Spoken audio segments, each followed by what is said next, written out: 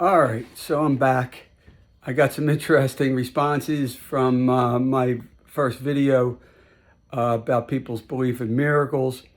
And some of them were people looking for some miracles. Obviously, my prayers are with them to receive them. And some people talked about miracles that happened in their lives, children that were born and had difficulties with those things. And, I didn't have one person say they didn't believe in miracles, but some that were looking for some. And so really what I wanted to talk about is how to align ourselves to receive these types of miracles. And after taking in and consuming, over 600 and some pages of the original text of A Course in Miracles, it's hard to summarize that into a few things, but I don't know, something inside of me keeps telling me to do that.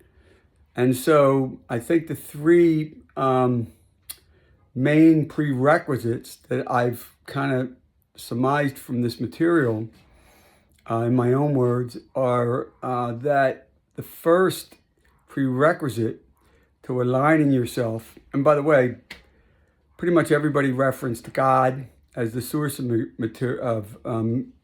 miracles.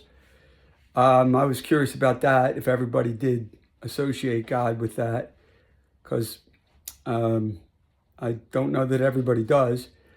But assuming that is the case, which I believe, the first prerequisite would be to clear your being of all negative energy, which is interesting, and I've given a lot of thought to, and it gives a lot of specifics about how to do that, and some I'm hoping that we'll have some dialogue about in future videos, but basically disengaging with the aspect of our inner being that talks to us negatively about anything.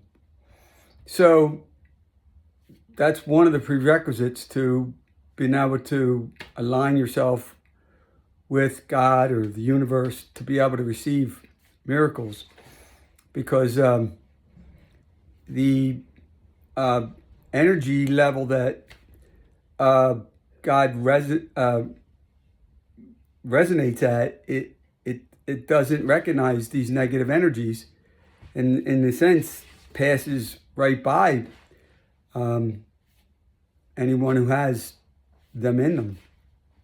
And then the second one is, then once that's in place and you've been cleared of these negative energies that we're generating ourselves, then to do as much as we can to produce the positive energies inside us to attract God at the pure level that he resonates at. So obviously it sounds kind of easier, because we all have people we love, we think about in our life now and in the past, and it sounds easy to generate, but it's not always like a snap of the finger or whatever to do so. So there's a focus that needs to be put on that to some degree to fill that inner being of yourself with those energies. And then the third one is to just, at that point, ask God or tell God that you have a situation that you don't know the answer to, and ask for a solution. And it actually talks about the Holy Spirit in this book, in the Course in Miracles, and we'll talk more about what that is if you hadn't heard of the Course in Miracles in the next video. But is that God designated the Holy Spirit as the inner voice inside us, kind of like that, positive angel on the right and negative angel on the left. That's the one you're trying to clear yourself of.